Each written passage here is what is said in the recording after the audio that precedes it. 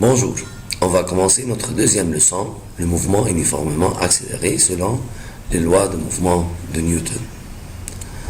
Alors, premièrement, le mouvement rectiligne varié, c'est le mouvement où la vitesse varie en fonction du temps.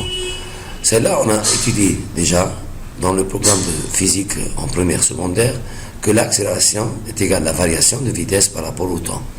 Et alors l'accélération pour nous, ça veut dire la vitesse finale moins la vitesse initiale sur le temps. L'accélération, comme définition, c'est l'augmentation de vitesse en une seconde. Ces unités de mesure sont le mètre par seconde au carré, ou centimètre par seconde au carré, ou kilomètre par heure au carré. Alors, voyons maintenant un exercice, comment le faire et comment l'appliquer avec la physique, et comment en même temps l'appliquer avec les maths. On a un exercice devant nous. On veut savoir qui a l'accélération la plus grande. On a une voiture roulant avec une ligne droite qui varie de 50 km par heure à 68 km par heure en 10 secondes. On remarque maintenant, même sans changer l'unité, que l'accélération, c'est égal à la différence de vitesse de 50 à 68, ça veut dire 68 moins 50 en 10 secondes. Si tu veux réduire le 10 secondes en heure, c'est possible, mais on peut encore le garder. Comme ça, on va remarquer que c'est un changement de 18 km par heure en 10 secondes. Pour l'autre accélération de l'autre corps, c'est un camion qui commence à se mouvoir, ça veut dire de repos, jusqu'à atteindre la vitesse de 18 km par heure. Alors l'autre accélération, c'est toujours une différence de 18 km par heure dans la même durée, c'est les 10 secondes. On voit que les deux, soit la voiture ou le camion, ont la même accélération. Mais c'est possible encore de réduire ou de convertir le kilomètre par heure en mètres par seconde en multipliant fois 5 par 18.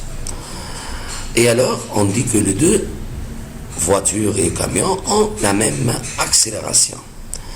Ici, je veux vous expliquer exactement comment on peut voir ça mathématiquement, par une chose qu'on appelle le diagramme de vitesse.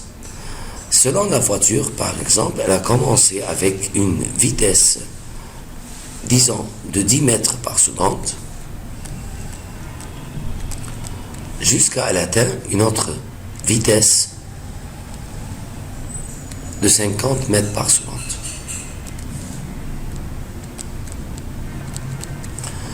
Disons que cela se passe en 20 secondes. Alors, on va prendre toujours l'axe horizontal représentant le temps et l'axe vertical représente la vitesse. Et maintenant, si on va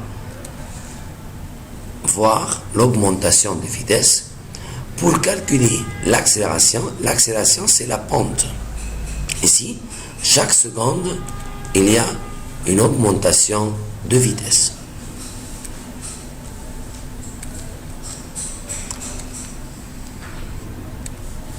Et alors, si on veut calculer l'accélération c'est la différence de vitesse 50 moins 10 en 20 secondes.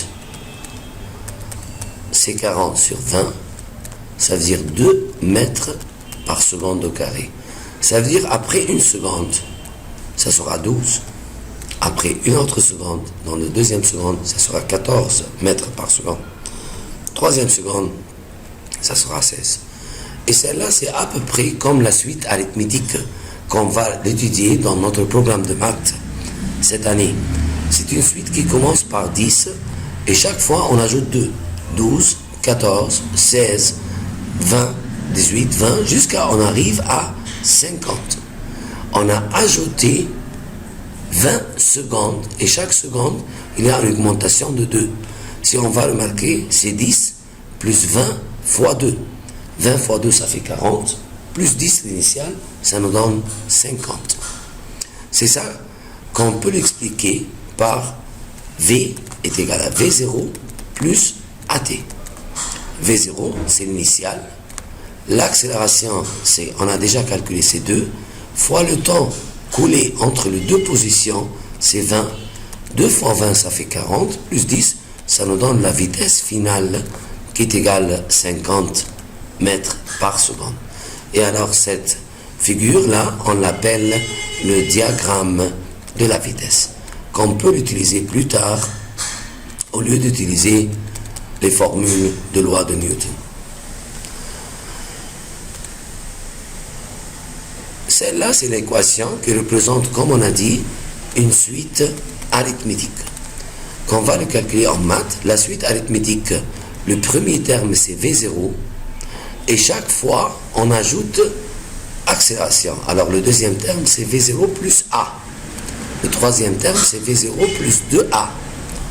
Troisième et quatrième terme V0 plus 3A. Jusqu'à arriver à un nombre de termes qui est égal, V est égal V0 plus AT. Chaque fois, on ajoute au terme initial un nombre d'accélération fois le temps passé. Et celle-là, on a eu cette forme-là en sachant que A est égal à delta V en T. Ça veut dire V moins V0 sur le temps. Si on va appliquer le produit en croix, on arrive à V moins V0 est égal à AT. Donc V est égal à V0 plus AT. Et ça, c'est l'explication de la première loi de Newton, ici, pour le mouvement accéléré. On va appliquer avec un petit exercice.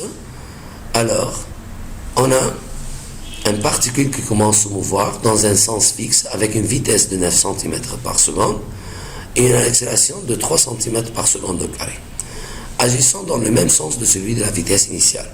Trouver la vitesse de cette particule dans 5 secondes. Je veux essayer d'appliquer maintenant avec le diagramme de vitesse et ne pas utiliser les formules du tout. Et alors, pour tracer l'exercice, on a notre corps, il commence à se mouvoir avec une vitesse de 9 cm par seconde. Disons, cette élévation-là représente le 9 cm par seconde.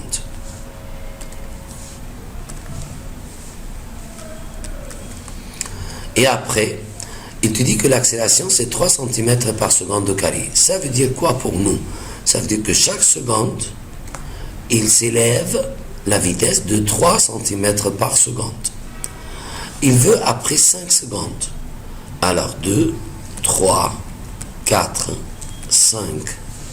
Alors disons, voilà la vitesse finale. Voilà l'augmentation de la vitesse. Et alors, après la première seconde, elle devient 12. Après la deuxième seconde, elle s'élève de 3 encore, elle devient 15.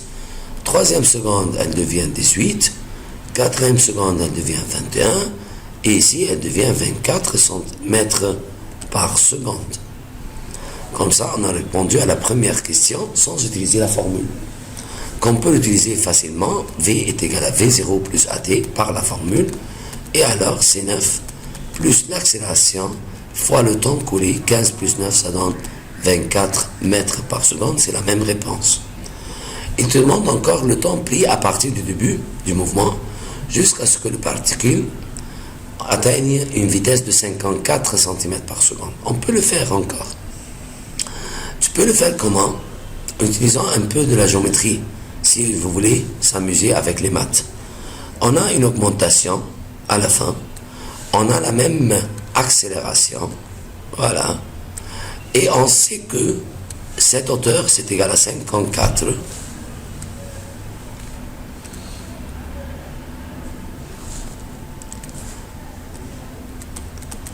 Et on sait que celle-là, c'est 9. Et maintenant, l'inconnu, c'est le temps. Il veut savoir le temps. Mais on sait que 54 moins 9, c'est la différence entre les deux vitesses. 54 moins 9, c'est l'accélération. Normalement divisé par le temps, ça doit être égal à 3. Ce qui a donné l'accélération déjà. Et alors maintenant, c'est l'inconnu, c'est le temps. Et alors en faisant le produit en croix, le temps égale 1 fois 54 moins 9, ça fait 45. Divisé par 3, ça donne 15 secondes. Et comme vous voyez, on a résolu l'exercice sans utiliser la formule du tout. Mais on peut utiliser encore la formule pour trouver le même temps et les mêmes valeurs. Soit avec les formules, soit avec le diagramme de la vitesse. Une particule commence à se mouvoir dans un sens fixe de vitesse 9 cm par seconde. Si on veut le faire avec le diagramme de la vitesse, alors on va supposer que la vitesse initiale, comme il a dit, c'est 9 cm par seconde. Et une accélération de 3, ça veut dire que chaque seconde, il y a une augmentation de 3 cm par seconde. Et on veut savoir la vitesse après 5 secondes. Et alors, si on considère ensemble que ça, c'est la première seconde, deuxième seconde, troisième seconde, quatrième seconde, cinquième seconde, celle-là, ça veut dire pour nous qu'il demande de savoir la hauteur, ici dans le diagramme, après 5 secondes. Et l'augmentation de vitesse, qui est représentée par la ligne bleue, et alors après 1 seconde, il devient 12. Après 2 secondes, il devient 15. 3 secondes, il devient 18. 4e seconde, il devient 21. Et ici, c'est 24 cm par seconde dans la 5e, après 5 secondes. Qu'on peut le calculer facilement avec la formule, si vous voulez, en remplaçant la vitesse initiale par 9. L'accélération, c'est 3 fois 5 secondes. Et ça nous donne la même valeur. Et après, il te demande ici de savoir le temps qu'on a besoin pour atteindre une vitesse de 54 cm par seconde.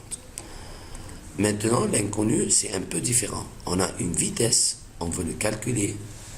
On a la même accélération, voilà, jusqu'à arriver à cette hauteur de 54 cm par seconde.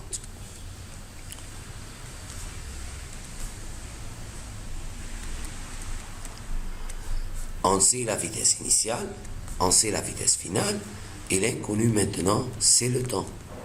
Mais on sait très bien que l'accélération, ce qui est égal à 3, c'est la différence de vitesse, ça veut dire 54 moins 9 divisé par le temps. En faisant le produit en croix, on arrive à que le temps est égal à 45 sur 3, ce qui donne 15 secondes. Cela, ça veut dire qu'on a besoin de 15 secondes pour atteindre cette vitesse. Essayons encore un autre exemple. On a une particule qui commence son mouvement, alors de 20 cm par seconde. On sait que la vitesse initiale, c'est de 20 cm par seconde. Une accélération uniforme de 5 cm par seconde au carré. Et il te demande de savoir après 1 minute. 1 minute, ça veut dire 60 secondes. Et alors, on peut le calculer avec les formules. V est égal à V0 plus AT. Et alors, c'est 20 plus l'accélération multiplié fois 60, ce qui donne 320 cm par seconde. On peut encore le représenter par notre diagramme de vitesse avec la vitesse initiale de 20, la vitesse finale qu'on ne connaît pas, l'augmentation de la vitesse, c'est l'accélération, et le début, c'est 20.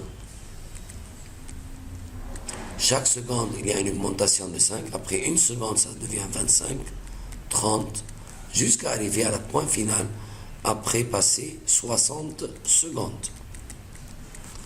Et alors, on arrive à la même valeur. Il te demande dans la deuxième demande ici le temps pris à partir du début du mouvement jusqu'à le corps atteigne une vitesse de 18 km par heure.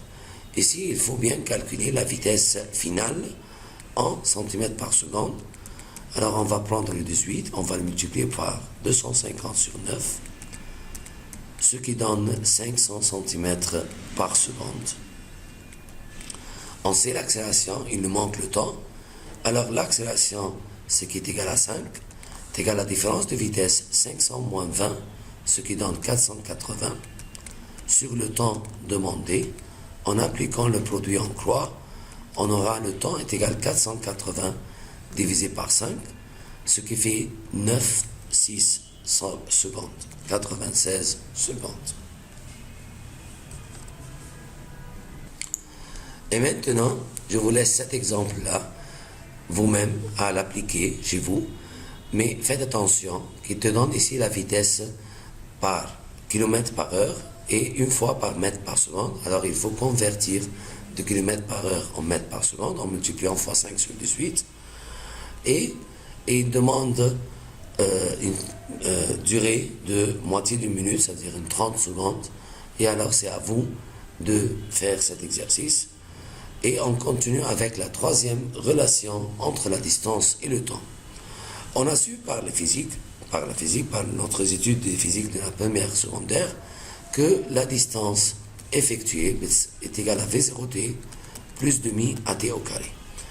Et l'année passée, peut-être, on a expliqué d'où vient la formule en utilisant un peu l'algèbre. Aujourd'hui, on va utiliser une autre méthode. Ou peut-être on a vu ça l'année passée. Ici, on a devant nous un diagramme de vitesse. Ça, c'est la vitesse initiale. Ça, c'est la vitesse finale après une durée t. Et alors, on veut savoir maintenant l'air sous la courbe. L'air sous la courbe, mathématiquement, c'est l'intégrale, c'est la primitive. C'est le contraire de la dérivée qu'on étudie. On étudie maintenant en maths la dérivation. Le contraire, c'est l'intégration. L'intégration, c'est de savoir l'air sous la courbe. Si on va calculer l'air sous la courbe bleue, cette partie-là représente V0 fois T. C'est un rectangle. Et cette partie-là, c'est l'air d'un triangle. Dans la base, c'est le T. Et la hauteur, c'est la différence entre V et V0. C'est V moins V0. Et alors, l'aire de ce triangle, c'est demi base T fois V moins V0. Si on va calculer ensemble maintenant cette aire comme total, l'air est égal. Le déplacement ou la distance parcourue par ce corps, c'est égal à V0T plus demi T fois V moins V0. Mais on sait très bien que l'accélération est égale à V moins V0 sur T. Par le produit en croix, alors V moins V0 est égal à AT. Donc, la distance est égale à V0T plus demi T fois AT, ce qui fait AT au carré. Et comme ça, on a démontré la formule autrement par l'air sous la courbe, qu'on peut l'utiliser plus tard dans les exercices. Sans utiliser la formule, tu peux trouver l'air sous la courbe de la diagramme de la vitesse. Une voiture roule avec une vitesse de 90 km par heure. Le chauffeur freine et la vitesse de la voiture diminue. Alors c'est une décélération. Elle s'arrête au bout de 5 secondes. Si on veut représenter ces renseignements-là avec un diagramme de vitesse, on peut le représenter de cette manière-là. Alors la vitesse initiale, c'est 90. La vitesse finale, c'est 0. Et alors, la vitesse diminue jusqu'à l'atteindre 0. On commence par le 90 km par heure. Elle se diminue jusqu'à arriver à 0 km par heure en 5 secondes. Si on va répartir l'axe horizontal, 1 seconde, 2 secondes, 3 secondes, 4, et celle-là c'est la 5e. Et alors la première seconde, elle diminue de 90 divisé par 5, c'est la différence de vitesse sur le temps. Alors on peut calculer facilement l'accélération est égale à la variation de vitesse par rapport au temps, ce qui donne 90 sur 5, ce qui donne 18 km par heure au carré. Et alors, 90 moins 18, ça fait 72. 72 moins 18 encore, disons 70 moins 18, alors ça fait 52. On ajoute 2, ça fait 54. Alors, en retranchant encore 18, alors ça donne 36. En retranchant 18, ça donne 18. Et en retranchant 18, ça donne 0. On a calculé l'accélération par le diagramme de la vitesse. On a remarqué la diminution de la vitesse. Il te demande dans la deuxième demande la distance parcourue par la voiture jusqu'à elle arrête complètement. Il veut savoir la distance. Et on a déjà dit que la distance représente l'aire de cette figure-là. La distance, c'est toujours l'aire du diagramme de vitesse. Sans utiliser la formule, on peut dire que la distance est égale à n demi, la base, c'est 5, fois la hauteur, c'est 90. Ce qui donne 2 par 90, ça fait 45. Et 45 fois 5, ça fait 225. 40 fois 5, ça fait 200. Et 5 fois 5, ça fait 25. Ça fait 225 km. Si on veut le calculer par la formule, c'est déplacement est égal à V0t plus demi AT au carré. Tu vas remplacer V0 90 fois 5 moins, car l'accélération c'est négative, 18 fois t au carré, c'est 25. Et tu vas trouver la même valeur.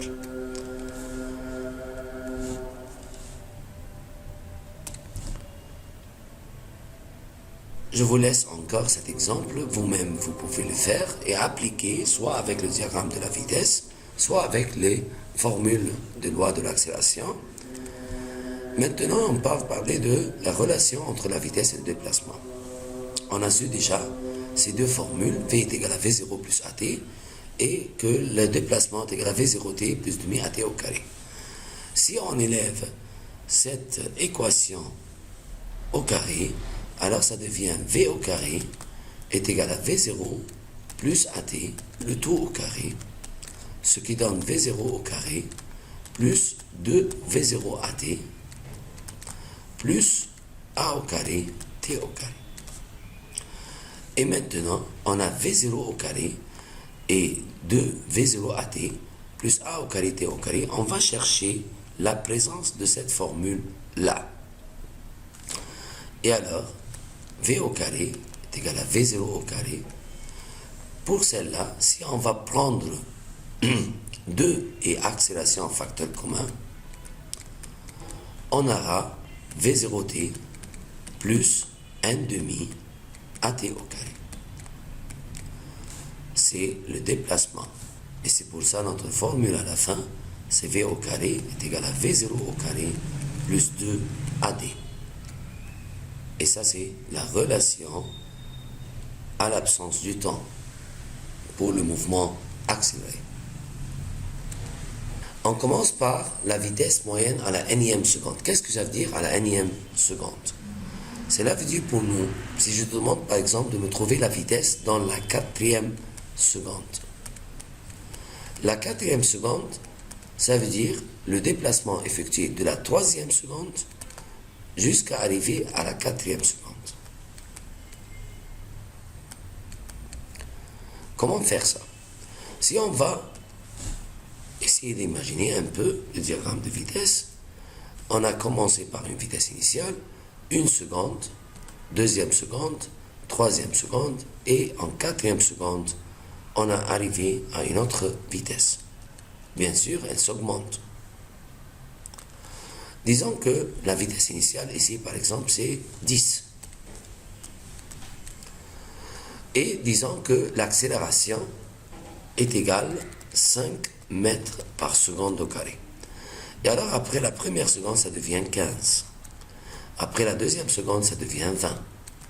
Troisième seconde, ça devient 25. Quatrième seconde, ça devient 30. Ça, c'est la vitesse finale. Ce qu'il demande lui-même maintenant, il demande de trouver le déplacement effectué dans la 4e seconde. Ça veut dire seulement ici. Si vous voyez bien, ça c'est la 3e seconde. Ça c'est t est égal à 4. C'est un trapèze. Dans la base moyenne de ce trapèze-là représente la vitesse moyenne, qui est égale normalement petite base plus grande base divisé par 2. C'est égal 27,5. C'est ça qu'on le calcule en physique en faisant la vitesse moyenne est égale à V1 plus V2 divisé par 2. C'est la base moyenne. C'est égal à 27,5. Quand je te demande à trouver le déplacement dans le 4e seconde, il y a plusieurs méthodes pour le trouver. Le déplacement dans la 4e seconde, c'est égal D4 moins D3. Ça veut dire le déplacement effectué dans les 4 premières secondes moins le déplacement effectué dans la 3 premières secondes. Et comme ça, tu peux le trouver facilement. Tu vas faire V0t plus du m à t au carré pour 4 secondes moins V0t plus du m à t au carré pour 3 secondes. L'autre méthode, c'est pour trouver le déplacement de la 4e seconde, c'est de calculer premièrement la vitesse moyenne, qui est égale à V0 plus A multiplié fois le temps coulé jusqu'à le point moyenne, c'est 3,5 secondes. Et ce que tu as trouvé ici, c'est la vitesse moyenne là. Pour trouver le déplacement, tu n'as qu'à faire la vitesse moyenne multiplié fois le temps de la seconde, c'est 1 seconde. Qu'est-ce qu'on a fait exactement ici? On a supposé que c'est une vitesse constante, comme ça, qui passe par le point moyen. Et on a retranché le triangle ici pour qu'il devienne là. Ce sont deux triangles superposables. Et comme ça, au lieu de trouver l'aire d'un trapèze, on va trouver l'aire d'un rectangle dont la largeur est égale à 1 seconde et la hauteur est égale à la vitesse moyenne. C'est pour ça qu'on a dit que cette aire-là est égale vitesse moyenne fois 1. C'est l'aire du trapèze. Qu'on a transformé le trapèze en un rectangle. Et alors, au lieu d'appliquer cette formule, tu peux trouver facilement l'aire du trapèze, si tu veux. L'aire du trapèze est égale à 1 fois la base moyenne. La base moyenne, c'est V1 plus V2 divisé par 2. J'espère qu'on a compris. Et alors, pour un exercice d'application sur ce sujet-là, il te dit si une particule se déplace à une vitesse initiale de 10. Alors, on a la vitesse initiale est égale à 10 cm par seconde. Avec une accélération de 4 cm par seconde au carré. Il te demande la distance parcourue durant la 5e seconde. Le mot 5e seconde, ça veut dire de 4e seconde jusqu'à 5e seconde. Tu peux le faire en utilisant la physique, par exemple, que le déplacement effectué dans la 5e seconde est égal à D5 moins D4. Ce qui donne V0, c'est 10, fois le temps, c'est 5, plus demi, accélération, c'est 4, fois t au carré, 5 au carré. Moins V0, c'est 10, fois le 4 secondes, plus 1 demi, accélération, c'est 4, fois t au carré est égal à 16. Attention, on a appliqué ici pour t est égal à 5, et on a appliqué la formule là pour t est égal à 4. Et on fait la différence. On obtient alors 50 moins 40, c'est 10. 1 demi fois 4, c'est 2, 2 fois 25, ça fait 50. Moins 1 demi fois 4, c'est 2, 2 fois 16, ça fait 32. Ce qui donne 18 et 10, ça fait 28 mètres. Ça, c'est la première méthode. Deuxième méthode, c'est de calculer la vitesse moyenne. La vitesse moyenne, on a dit, c'est égal à V0 plus AT. V0, c'est 10, plus A, c'est 4, fois le temps entre 4 et 5, c'est 4 et demi. Alors c'est 10, plus 4 fois 4, 16, 4 fois demi, 2, ça fait 18, ce qui donne 28 mètres par seconde. Donc, le déplacement est égal à la vitesse moyenne fois 1, ce qui donne 28 mètres. Ça, c'est la première méthode, ça, c'est la deuxième méthode. Il y en a encore une troisième méthode, utilisant le diagramme de vitesse. Notre exercice a commencé par une vitesse initiale de 10,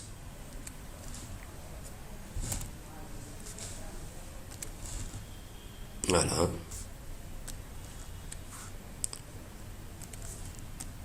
avec une accélération, c'était de 4, n'est-ce pas? Voilà. Et alors, après une seconde, ça augmente et devient, voilà, 14. 2 secondes, ça devient 18. Troisième seconde, ça devient 22. Quatrième seconde, ça devient 26. Et pour la cinquième seconde, ça devient, en ajoutant 4, ça devient 30. Entre le 26 et le 30, il y en a le 28. C'est ça la vitesse moyenne. Et tout simplement, tu vas dire que le déplacement est égal à la vitesse moyenne fois une seconde.